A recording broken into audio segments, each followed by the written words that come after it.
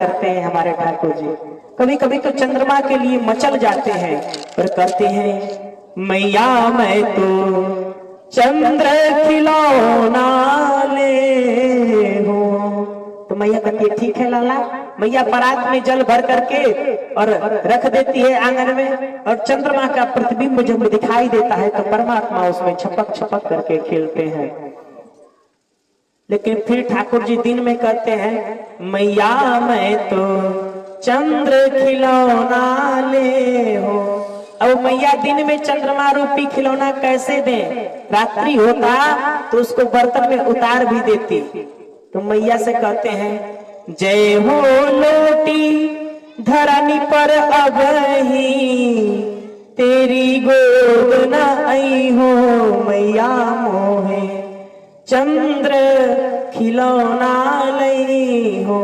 मैया मुझको चंद्र खिलौना चाहिए, और अगर चंद्र खिलौना नहीं दोगी तो मैं धरणी पर लौट जाऊंगा और तुम्हारे गोद में भी नहीं आऊंगा, इसलिए मां मुझको चंद्र खिलौना दो। यशोदा मैया कहती है लाला कैसे दूं? चंदा मामा जो है ना रात्रि में आते हैं, कहते हैं ना सूर्य को पाया पान न करी हो। मैया मुझको चंद्र खिलौना नहीं दोगी तो मैं गैया का दूध भी नहीं पीऊंगा, और तेरो सुत न कही हो मैया मैं तो चंद्र खिलौना नहीं हो। मैया मैं गैया का दूध भी नहीं पीऊंगा, तुम्हारा पुत्र भी नहीं कहाऊंगा, जब मुझको तुम चंद्रमा दोगी तभी मैं तुम्हारा लाला। मैया कहते हैं लाला कैसे दूं? अभी रात्रि नहीं है ना। कहते ना मैया अरे है हो पूत नंद बाबा जू, है हो पूत नंद बाबा को तेरो सुत न कही हो मैया मैं तो चंद्र खिलौना लई हो। मैया मुझको चंद्रमा नहीं दोगी तो मैं नंद बाबा का छोरा हो जाऊंगा। फिर कोई पूछेगा कि किसके छोरा हो तो मैं बताऊंगा मैं नंद जी का छोरा हूँ, यशोदा मैया का छोरा ना हूँ। मैया कहती है लाला अरे आगे आओ बात सुन मोरी। लाला इधर आ, मैं तुझको एक प्यारी सी बात बताती हूँ। ठाकुर जी कहते मैया क्या बताओगी? तो कहते हैं पहले पहले पहले मुझको वचन दे कि बलराम को नहीं बताएगा। बलदेव ही न जनई हो।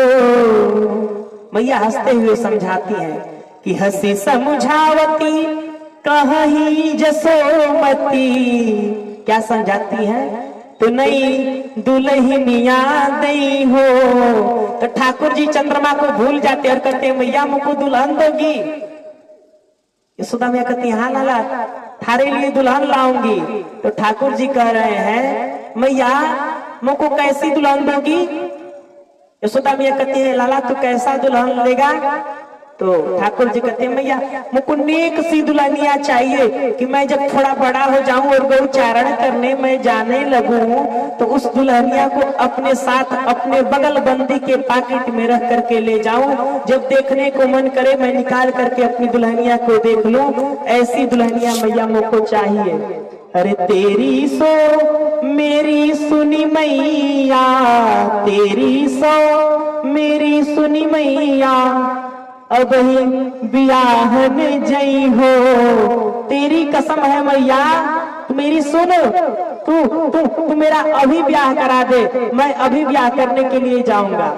और सूरदास जी प्रभु के इस लीला का अवलोकन करते हुए कहते हैं कि सूरदास है कुटिल बराती, सूरदास है कुटिल बराती, गीत सुमंगल गई हो मैया मैं तो चंद्र खिलौना लई हो। सूरदास जी अपने अलौकिक दिव्य नेत्रों से परमात्मा के इन लीलाओं का दर्शन करते हुए अपने पदावलियों में वर्णन करते हैं कि नाथ मैं आपके विवाह में कुटिल बराती हूँ, जो आपके विवाह में मंगल गीत गाने का काम करूंगा और आपकी लीलाओं का वर्णन करूंगा। ऐसे परमात्मा के सुंदर लीलाओं का वर्णन सूरदास जी अपने पदों में करते हैं। और हमारे प्रभु ऐसे कितनी दिव्य बाल लीलाएं की है।